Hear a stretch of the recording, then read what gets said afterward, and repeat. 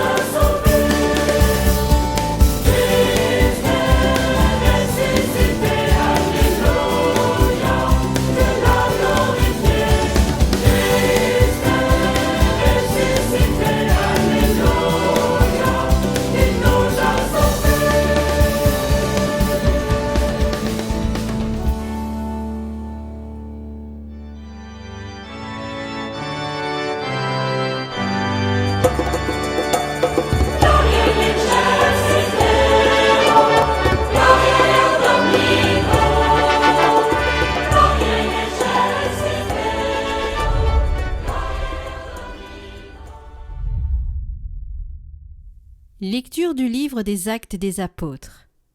En ces jours-là, quand Pierre arriva à Césarée chez un centurion de l'armée romaine, il prit la parole et dit : « Vous savez ce qui s'est passé à travers tout le pays des Juifs, depuis les commencements en Galilée, après le baptême proclamé par Jean.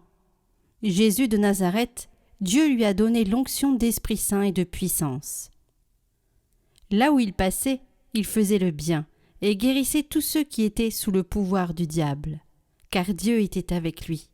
Et nous sommes témoins de tout ce qu'il a fait dans le pays des Juifs et à Jérusalem. Celui qu'ils ont supprimé en le suspendant au bois du supplice, Dieu l'a ressuscité le 3e jour. Il lui a donné de se manifester non pas à tout le peuple, mais à des témoins que Dieu avait choisis d'avance, à nous qui avons mangé et bu avec lui après sa résurrection d'entre les morts. Dieu nous a chargés d'annoncer au peuple et de témoigner que lui-même l'a établi juge des vivants et des morts.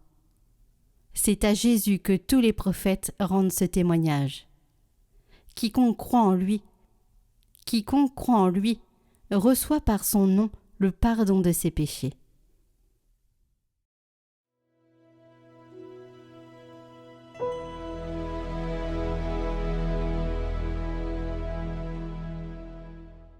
Voici le jour que fit le Seigneur, qu'il soit pour nous jour de fête et de joie.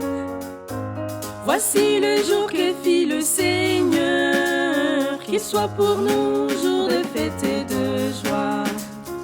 Rendez grâce au Seigneur, il est bon, éternel son amour. Oui, que les dise Israël, éternel est son amour. Le bras du Seigneur se lève, le bras du Seigneur est fort. Non, je ne mourrai pas, je vivrai pour annoncer les les actions du Seigneur. La pierre qu'on rejetait les bâtisseurs est devenue la pierre d'angle. C'est là l'œuvre du Seigneur, la merveille devant nos yeux. Voici le jour que fit le Seigneur, qu'il soit pour nous jour de fête et de joie.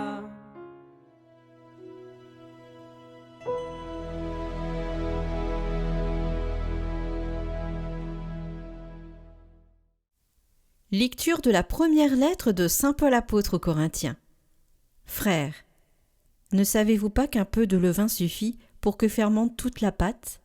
Purifiez-vous donc des vieux ferments, et vous serez une pâte nouvelle, vous qui êtes le pain de la Pâque, celui qui n'a pas fermenté. Car notre agneau pascal a été immolé, c'est le Christ. Ainsi célébrons la fête, non pas avec des vieux ferments, non pas avec ceux de la perversité et du vice, mais avec du pain non fermenté, celui de la droiture et de la vérité.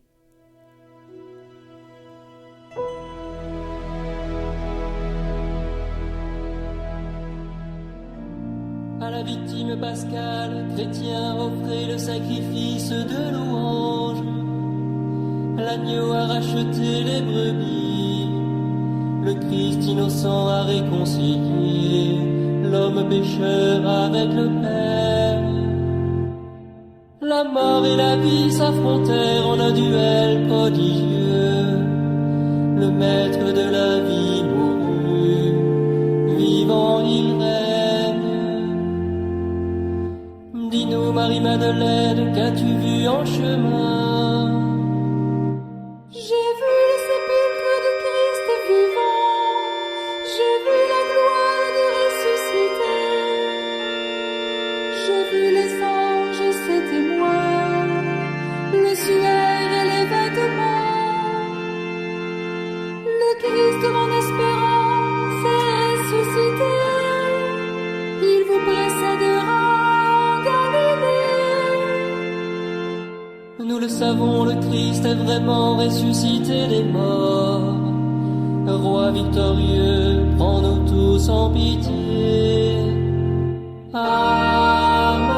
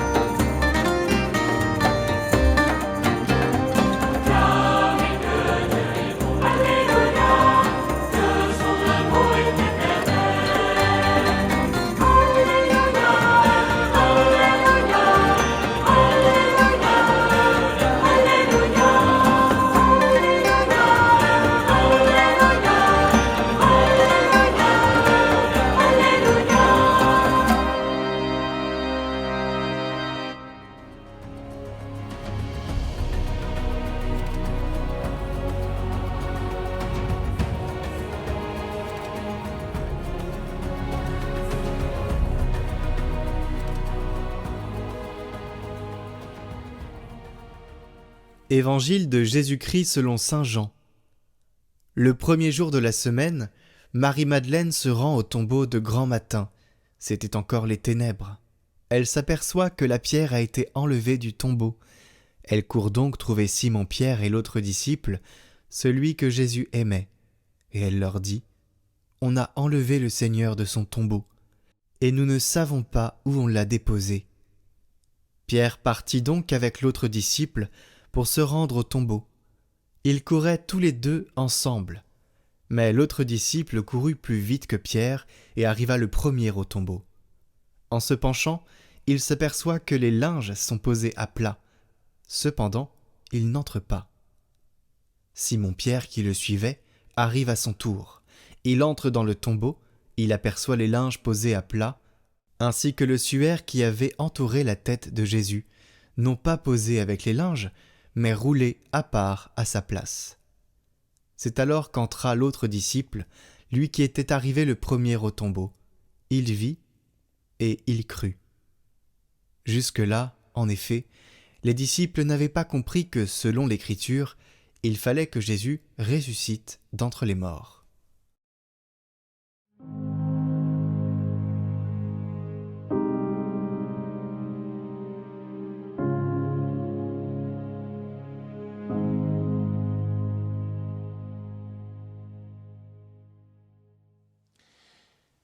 Est-ce que vous avez déjà vécu le soulagement et la joie immense de comprendre le dénouement d'une histoire? En voyant la victoire finale, de comprendre tout le scénario du film devant lequel vous étiez, qui vous avait mis en tension, qui vous avait donné l'impression que parfois c'était fini, mais de comprendre enfin avec la scène finale que tout prend son sens. C'est exactement la même chose avec la résurrection de Jésus.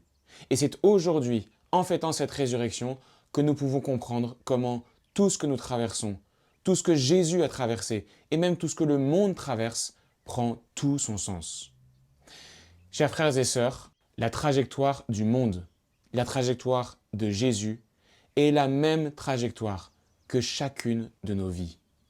Tout prend son sens à partir de la fin. C'est peut-être ça qui est difficile dans la vie d'un chrétien. C'est de se demander qu'après tout, la résurrection n'a pas l'air de changer grand-chose à vue humaine.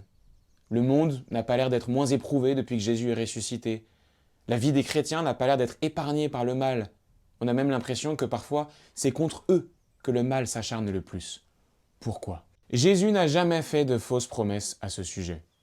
Que ce soit à propos de lui ou à propos du monde, il a toujours été clair dans son enseignement tout au long des évangiles. Oui, il y aura des tribulations. Oui, le Fils de l'homme doit être livré aux mains des pécheurs et mourir. Et puis dans l'Apocalypse, on le voit aussi, plus la victoire de Jésus approche, plus on a l'impression que le mal va l'emporter. C'est le paradoxe de la vie d'un chrétien. Et c'est exactement la trajectoire qu'a dû vivre une personne très importante dont nous entendons parler dans l'Évangile aujourd'hui. Cette personne, c'est Marie-Madeleine. Mettez-vous à sa place. L'Évangile commence en disant « C'était encore les ténèbres ». Marie-Madeleine ne sait pas que Jésus est ressuscité, mais elle affronte cette obscurité. Elle est en train de se diriger vers un tombeau et elle se prépare à entrer en contact avec un corps mort, avec un cadavre. Le cadavre de celui qu'elle a tant aimé et un cadavre qui plus est, qui a été tant malmené dans la passion. Elle est donc prête à affronter sa peur. Elle est prête à affronter l'obscurité. Mais elle ne sait pas encore le dénouement. Et dans son cheminement, il y a un moment donné où elle va comprendre. Elle n'était pas en train de s'enfoncer toujours plus loin dans l'obscurité en allant vers ce tombeau. Elle était au contraire en train de s'approcher de la victoire. Plus l'obscurité devenait épaisse, plus elle était proche de sortir de ce nuage obscur et de se trouver face à la lumière du ressuscité. Eh bien, Marie-Madeleine nous offre un magnifique exemple. Dans nos vies, nous avons de la même manière besoin, pour vivre en chrétien, d'affronter nos peurs, d'affronter l'obscurité. Mais nous le pouvons, parce que nous savons qu'il y a au bout une lumière. C'est pour cela que je vous disais, chers frères et sœurs, que tout ne peut se comprendre qu'à partir de la fin. Le chrétien qui ne vit pas pour la résurrection finale, le chrétien qui ne vit pas pour le ciel, le chrétien qui ne vit pas pour la lumière qui l'attend, risque de se décourager en chemin. Or, Jésus nous l'a dit, celui qui sera sauvé, c'est celui qui persévérera jusqu'à la fin. Alors, la résurrection, vous l'avez compris, c'est comme la dernière pièce d'un puzzle. Il y a des films qui vous laissent comme ça dans une tension permanente jusqu'à la dernière scène, où tout se dénoue, tout s'éclaire, et on comprend enfin pourquoi le scénario est passé par tant de détours. Comprendre cela, ça nous aide à comprendre l'état d'esprit des apôtres. Ils ont été totalement chamboulés. Ils connaissaient les Écritures. Ils pensaient que le Messie serait peut-être un roi puissant comme le roi David, ou serait un prêtre qui viendrait du temple de Jérusalem. Et ils ont mis leur espoir en Jésus. Ils se sont laissés déboussoler petit à petit. Ils ont compris que Jésus ne serait peut-être pas comme le roi David, qu'il ne serait peut-être pas comme un prêtre du temple. Mais ils n'avaient pas compris que Jésus allait aller jusque-là, qu'il allait aller jusqu'au vendredi saint, qu'il allait aller jusqu'à la mort. Comment mettre à nouveau leur confiance dans un Messie que Dieu lui-même aurait abandonné? Mais il y a le coup de tonnerre de la résurrection. Ce coup de tonnerre qui remet les apôtres debout. Ils sont ressuscités, ils sont vraiment morts. Leur cœur est passé par la mort. Il est passé presque par le désespoir. Chers frères et sœurs, un chrétien, c'est cela.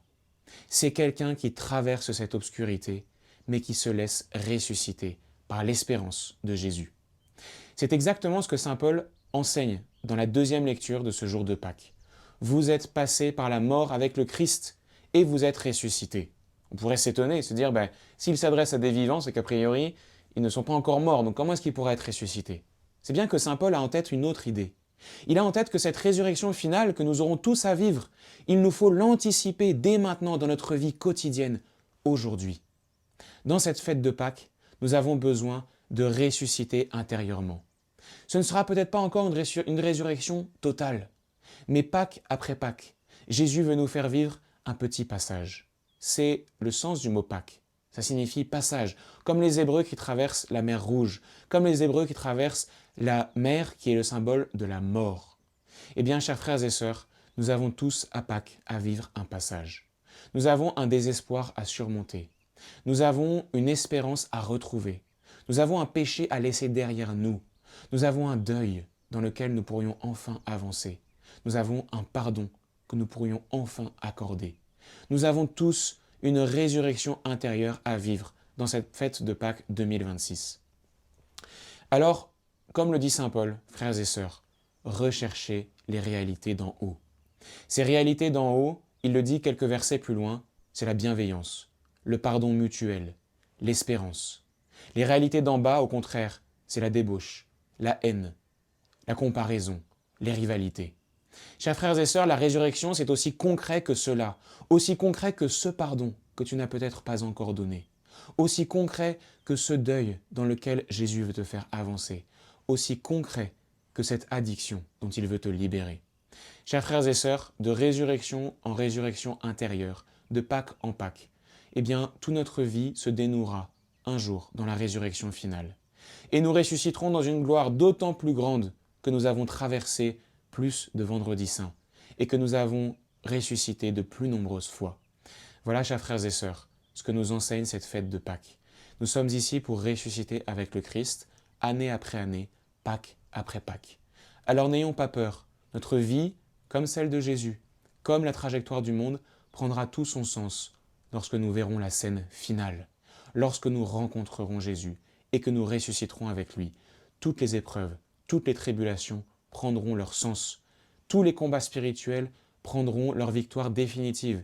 Alors n'ayons pas peur et laissons-nous guider dans ce temps pascal qui s'ouvre devant nous par cette immense espérance et aussi cet immense désir de ressusciter une fois de plus avec le Christ. Chers frères et sœurs, que la bénédiction de Dieu Tout-Puissant qui a ressuscité Jésus d'entre les morts descende sur vous et vous donne de ressusciter avec lui au nom du Père et du Fils et du Saint-Esprit. Amen. Joyeuse Pâques.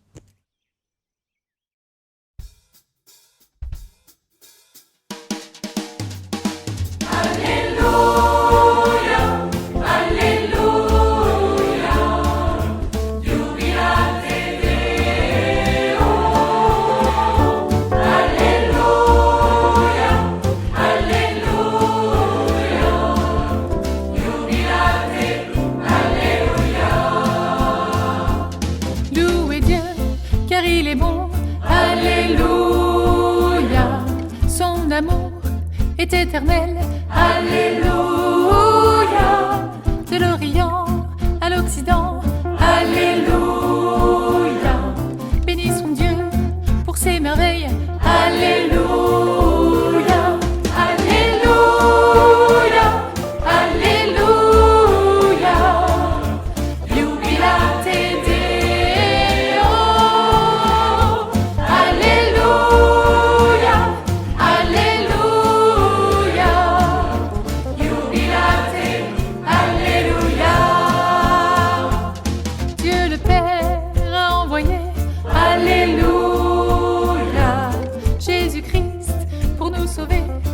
Alléluia. Vierge Marie, tu as dit oui. Alléluia. L'Emmanuel en toi prend chair. Alléluia. Alléluia. Alléluia. Jubilate Deo. Alléluia. Alléluia. Jubilate. Alléluia. Ô Seigneur, dans ta passion. Alléluia. Tu as porté chacun de nous. Alléluia. De l'ennemi et du péché. Alléluia. Tu es vainqueur, ressuscité. Alléluia. Alléluia. Alléluia. Jubilate Deo. Alléluia. Alléluia. Jubilate. Alléluia.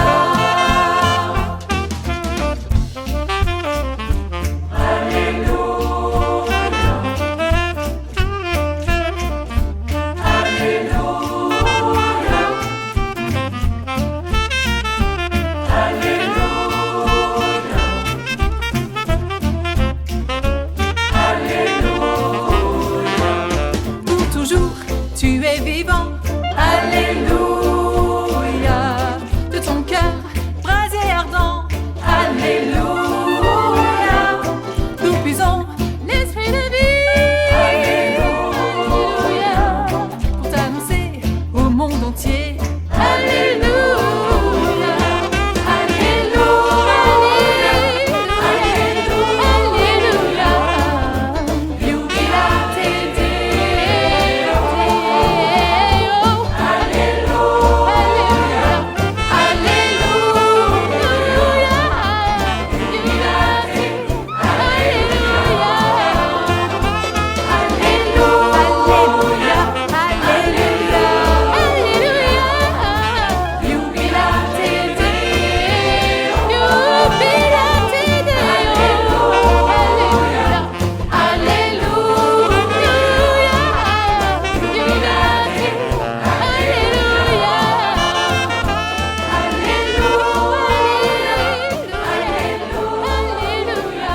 Jubilate Deo.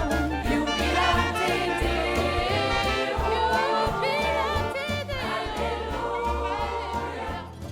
Il est bon de chanter, de louer le Seigneur notre Dieu. Alléluia, Alléluia, Alléluia, Alléluia.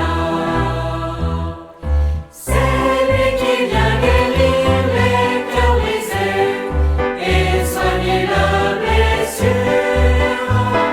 Il est grand le Seigneur, le Tout-Puissant, à lui la victoire.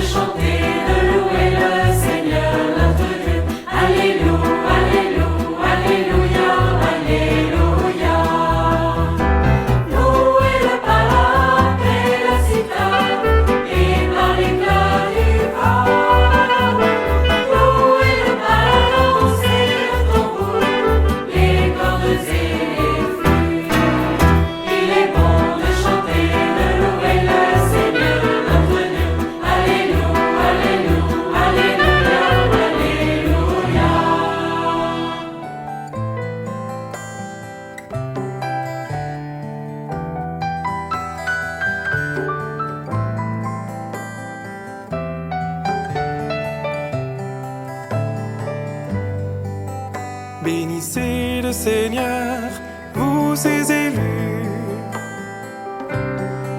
Acclamez-le, offrez-lui la louange de vos cœurs.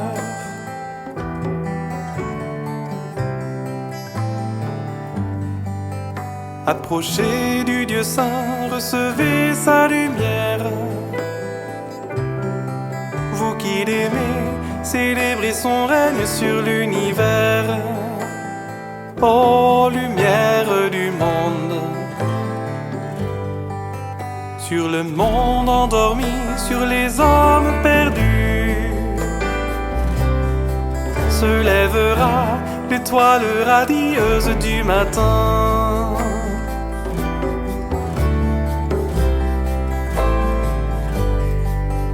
Que s'élèvent vos chants, qu'ils éveillent l'aurore.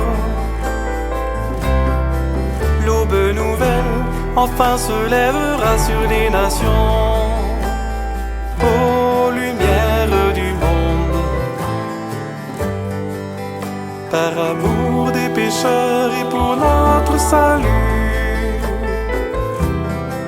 Christ est venu, en lui nous avons reçu le pardon.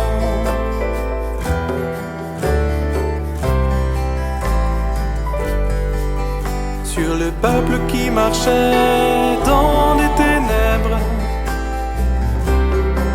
a resplendi, astre dans lumière sans déclin, lumière du monde.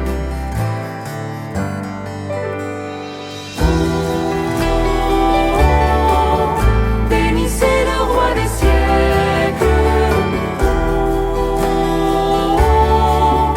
Bénissez le roi des siècles.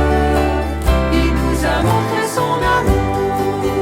La colonne de feu est dressée devant nous. Bénissez le roi des siècles. Christ est lumière et nous ne marcherons plus dans la nuit. Bénissez le roi des siècles. Il nous a montré son amour. Lumière née de la lumière, Christ est Seigneur. Bénissez le roi des siècles. Il nous appelle à revêtir en lui l'homme nouveau. Bénissez le roi des siècles. Lumière du monde. Il nous a montré son amour. Il est Dieu qui était, qui est et qui vient. Bénissez le roi des siècles. Agneau de Dieu, espérance des peuples, des nations. Bénissez le roi des siècles. Il nous a montré son amour.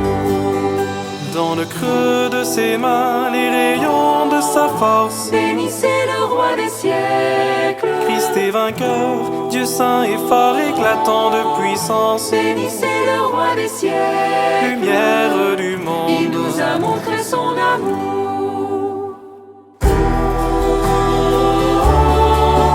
Bénissez le roi des siècles.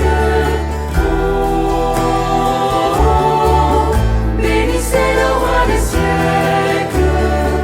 Il nous a montré son amour. Bienheureuse clarté et divine splendeur, amour sans fin dont la beauté illumine les saints.